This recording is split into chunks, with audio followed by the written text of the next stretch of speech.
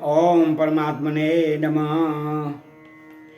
अब 13वें अध्याय में वाराह अवतार की कथा सुनाते हैं। तो श्री सुखदेव जी ने कहा, राजन मुनिवर, मैत्री जी के मुख से यह परम पुण्यमयी कथा सुनकर श्री विदुर जी ने फिर पूछा, क्योंकि भगवान की लीला कथा में इनका अत्यंत अनुराग हो गया था। विदुर जी ने कहा, मुने, स्वयंभू ब्रह्मा जी के प्रिय पुत्र महाराज स्वयंभू मनु ने अपनी प्रिय पत्नी शत्रुपा को पाकर फिर क्या किया? आप साधु शिरोमणि हैं, आप मुझे आदिराज राजसी स्वयंभू मनु का पवित्र चरित्र सुनाइए। वे श्री विष्णु भगवान के शरणापन्न थे, इसलिए उनका चरित्र सुनने में मेरी बहुत श्रद्धा है। जिनके हृदय में श्री मुकुंद के चरणारविंद विराजमान हैं, उन भक्तजनों के गुणों को श्रवण करना ही मनुष्यों के बहुत दिनों तक किए हुए शास्त्राभ्यास के श्रम का मुख्य फल है। ऐसा विद्वानों का श्रेष्ठ मत है। श्री सुखदेव जी कहते हैं कि राजन, विदुर जी सहस्र शीर्षा भगवान श्री हरि के चरणाश्रित भक्त थे। उन्होंने जब विनय पूर्वक भगवान की कथा के लिए प्रेरणा की, तब मुनिवर मैत्रेय का रोम रोम खिल उठा। उन्होंने कहा,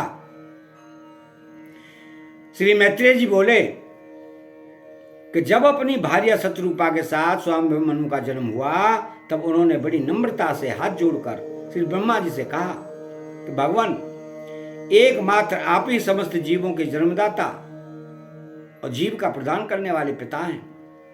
तथापि हम आपकी संतान ऐसा कौन सा कर्म करें जिससे आपकी सेवा बन सके? पूज्यपाद, हम आपको नमस्कार करते हैं। आप हमसे हो सकने योग्य किसी ऐसे कार्य के लिए हमें आज्ञा दीजिए जिससे इस लोक में हमारी सर्वत्र कीर्ति हो और परलोक में सदगति प्राप्त हो सके।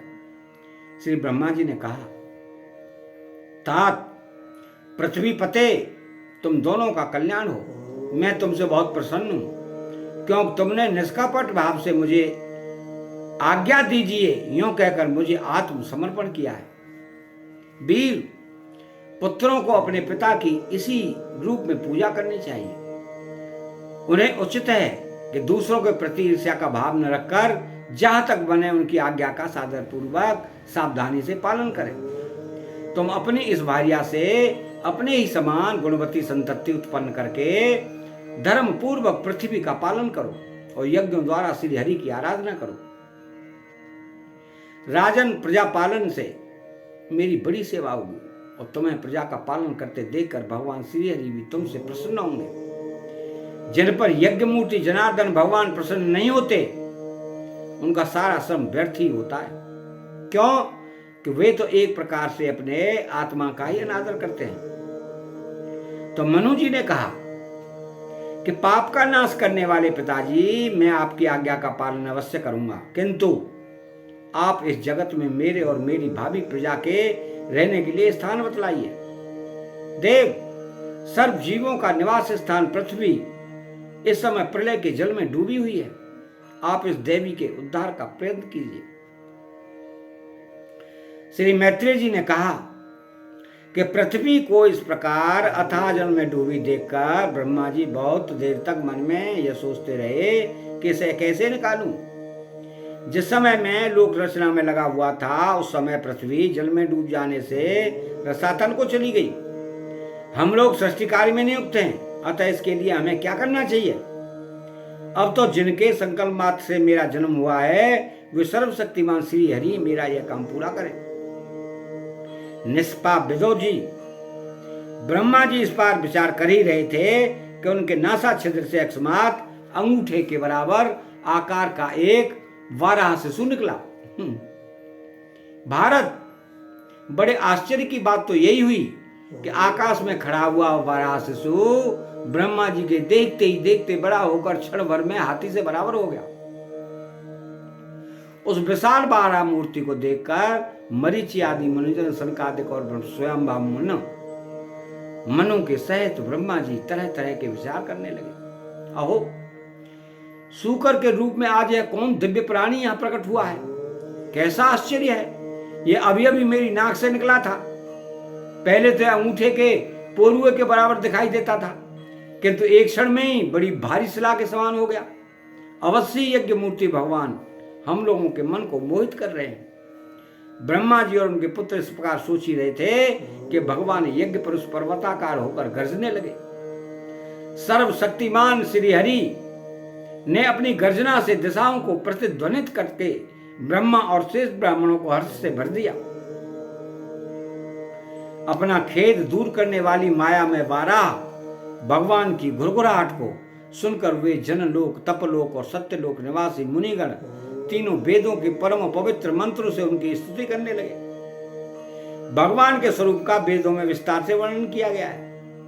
अतः उन मुनीश्वरों ने जो स्तुति की उसे वेद रूप मानकर भगवान बड़े प्रसन्न हुए और एक बार फिर गरज कर देवताओं के हित के लिए गजराज की सी लीला करते हुए जल में घुस गए। और पहले वे सूकर रूप भगवान पूंछ उठाकर बड़े वेग से आकाश में उछले और अपनी गर्दन के बालों को फटकार कर खुरों के आघात से बादलों को छितराने लगे। उनका शरीर बड़ा कठोर था, त्वचा पर कड़े कड़े बाल थे, दाढ़ें सफेद थी, नेत्रों से तेज निकल रहा था। उस समय उनकी बड़ी शोभा हो रही थी। भगवान स्वयं यज्ञ पुरुष है, तथापि सूकर रूप धारण करने के कारण उनकी नाक से सूंघ सूंघ कर पृथ्वी का पता लगाते रहे। उनकी दाढ़ें बड़ी कठोर थी। इस प्रकार यद्यपि वे बड़े क्रूर जान पड़ते थे, तथापि अपनी स्तुति करने वाले मरीचि आदि मुनियों की बड़ी सौम्य दृष्टि से निहारते हुए उन्होंने जल में प्रवेश किया। जिस समय उनका वज्रमय पर्वत के समान कठोर कलेवर जल में गिरा, तब उसके वेग से मानो समुद्र का पेट फट गया और उसमें बादलों की गड़गड़ाहट के समान बड़ा भीषण शब्द हुआ। उस समय ऐसा जान पड़ता था मानो अपनी ही उत्तान तरंग रूप भुजाओं को उठाकर वह बड़े बड़े आर्त स्वर से हे यज्ञेश्वर मेरी रक्षा करो इस प्रकार पुकार रहा है। तब भगवान यज्ञ मूर्ति अपने बाण के समान पैने खुरों से जल को चीरते हुए उस अपार जल राशि के उस पार पहुंचे। वहां रसातल में उन्होंने समस्त जीवों की आश्रय भूता पृथ्वी को देखा, जिसे कल्पांत में शयन करने के लिए श्री हरि ने स्वयं अपने ही उदर में लीन कर लिया था। फिर वे जल में डूबी हुई पृथ्वी को अपनी डाढ़ों पर लेकर रसातल से ऊपर आए। उस समय उनकी बड़ी शोभा हो रही थी। जल से बाहर आते समय उनके मार्ग में विघ्न डालने के लिए महापराक्रमी हिरण्याक्ष ने जल के भीतर ही उन पर गदा से आक्रमण किया। इससे उनका क्रोध चक्र के समान तीक्ष्ण हो गया और उन्होंने उसे लीला से ही इस प्रकार मार डाला जैसे सिंह हाथी को मार डालता है। उस समय उसके रक्त से थूथनी तथा कनपटी सड़ जाने के कारण वे ऐसे जान पड़ते थे मानो कोई गजराज लाल मिट्टी के टीले में टक्कर मार कर आया हो। तात जैसे गजराज अपने दांतों पर कमल पुष्प धारण कर ले, उसी प्रकार अपने सफेद दाढ़ों की नोक पर पृथ्वी को धारण कर जल से बाहर निकले हुए तमाल के समान नील वर्ण 12 भगवान को देखकर ब्रह्मा मरीचि आदि को निश्चय हो गया ये भगवान ही है। तब वे हाथ जोड़कर वेद वाक्यों से उनकी स्तुति करने लगे। ऋषियों ने कहा, भगवान अजित आपकी जय हो, जय हो। यज्ञपते आप अपने वेद त्रयी रूप विग्रह को फटकार रहे हैं, आपको नमस्कार है। आपके रोम कुमों से संपूर्ण यज्ञ लीन है। आपने पृथ्वी का उद्धार करने के लिए ही यह सूकर रूप धारण किया है, आपको नमस्कार है। देव, दुराचारियों को आपके शरीर का दर्शन होना अत्यंत कठिन है, क्योंकि यह यज्ञ रूप है।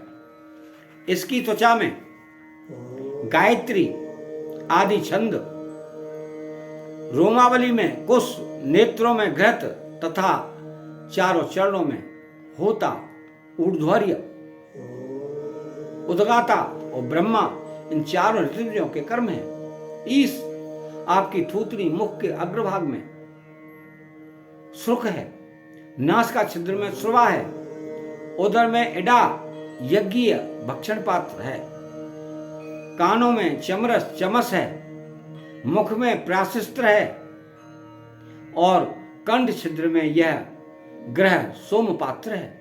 भगवान, आपका जो चबाना है वही अग्निहोत्र है। बार बार अवतार लेना यज्ञ स्वरूप आपकी दीक्षणीय स्त्री है। गर्दन उपसद 3 स्त्रियां हैं, दोनों डाढ़ हैं, पायणीय दीक्षा के पाण की स्त्री है और उदनीय यज्ञ समाप्ति की स्त्री है। जिब्या प्रवज्ञ प्रत्येक उपसद के पूर्व क्रिया किया जाने महावीर नामक कर्म है। फिर सभ्य होम रहित अग्नि और आवशस्थ्य उपासनाग्नि है तथा प्राण चिति इष्टकाचयन है। देव, आपका वीर सोम है। आसन बैठना प्रातः सवनादि 3 सवन है। 7 धातु अग्निष्टोम, अत्यग्निष्टोम, उक्थ, षोडशी, वाजपेय, अतिरात्र, आप्तोर्याम नाम की 7 संस्थाएं तथा शरीर की संधियां जोड़ संपूर्ण 17 हैं। इस प्रकार आप संपूर्ण यज्ञ सोम रहित याग और क्रम सोम रहित याग रूप हैं। यज्ञानुष्ठान रूप स्त्रियां आपके अंगों को मिलाए रखने वाली मांसपेशियां हैं। समस्त मंत्र, देवता, द्रव्य, यज्ञ और कर्म आपके ही स्वरूप हैं। आपको नमस्कार है। वैराग्य, भक्ति और मन की एकाग्रता से जिस ज्ञान का अनुभव होता है वह आपका स्वरूप ही है तथा आप ही सबके विद्यागुरु हैं। आपको पुनः पुनः प्रणाम है। पृथ्वी को धारण करने वाले भगवान आपकी डाढ़ों की नोक पर रखी हुई है। पर्वतादि मंडित पृथ्वी ऐसी सुशोभित हो रही है जैसे वन में से निकालकर बाहर आए हुए किसी गजराज के दांतों पर पत्र युक्त कमलनी रखी हो।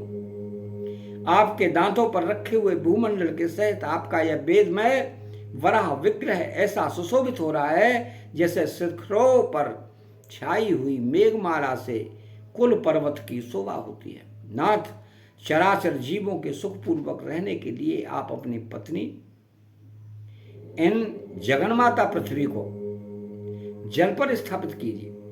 आप जगत के पिता हैं। आणी में अग्नि स्थापन के समान आपने इसमें धारण शक्ति स्वरूप अपना तेज स्थापित किया है। हम आपको और पृथ्वी माता को प्रणाम करते हैं। प्रभो, रसातल में डूबी हुई इस पृथ्वी को निकालने का साहस आपके सिवा और कौन कर सकता है? किंतु आप तो संपूर्ण आश्चर्यों का आश्रय हैं। आपके लिए कोई आश्चर्य की बात नहीं है। आपने ही तो अपनी माया से इस अत्याश्चर्यमय विश्व की रचना की है। जब आप अपने वेदमय विग्रह को हिलाते हैं तो हमारे ऊपर आपकी गर्दन के बालों से झरती हुई शीतल जल की बूंदें गिरती हैं। उनसे भीगकर हम जनलोक, तपलोक और सत्यलोक में रहने वाले मुनिजन सर्वदा पवित्र हो जाते हैं। जो पुरुष आपके कर्मों पर पार पाना चाहता है अवश्य उसकी बुद्धि नष्ट हो गई है, क्योंकि आपके कर्मों का कोई पार ही नहीं है। आपकी ही योग माया के सत्वादि गुणों से यह सारा जगत मोहित हो रहा है। भगवान, आप इसका कल्याण कीजिए। श्री मैत्रेय जी कहते हैं कि विदुर जी, उन ब्रह्मवादी मुनियों के इस प्रकार स्तुति करने पर सबकी रक्षा करने वाले बारह भगवान ने अपने खुरों से जल को स्तंभित कर उस पर पृथ्वी को स्थापित कर दिया। इस प्रकार रसातल से लीलापूर्वक लाई हुई पृथ्वी को जल पर रखकर वे विष्णुवक्षैन प्रजापति भगवान श्री हरि अंतर्ध्यान हो गए। विदुर जी, भगवान ने लीला में चरित्र अत्यंत कीर्तनीय है और उनमें लगी हुई बुद्धि इस प्रकार के पाप को दूर कर देती है। जो पुरुष उनकी इस मंगलमयी मंजुल कथा को भक्ति भाव से सुनता या सुनाता है उसके प्रति भक्तवत्सल भगवान अंत स्थल से बहुत शीघ्र प्रसन्न हो जाते हैं। भगवान तो सभी कामनाओं को पूर्ण करने में समर्थ हैं। उनके प्रसन्न होने पर संसार में क्या दुर्लभ है, किंतु उन तुच्छ कामनाओं की आवश्यकता ही क्या है। जो लोग उनका अनन्य भाव से भजन करते हैं उन्हें तो अंतर्यामी परमात्मा स्वयं अपना परम पद ही दे देते हैं। अरे संसार में पशुओं को छोड़कर अपने पुरुषार्थ का सार जानने वाला ऐसा कौन पुरुष होगा जो आवागमन से छुड़ा देने वाली भगवान की प्राचीन कथाओं से किसी भी अमृतमयी कथा का अपने कर्णपुटों से एक बार पान करके फिर उनकी ओर से मन हटा लेगा। अतः यहाँ 13वां अध्याय समाप्त होता है। चैनल को सब्सक्राइब करें, बेल आइकन घंटी को दबाएं और कमेंट में श्री राधे कृष्णा लिखें। जय श्री कृष्णा।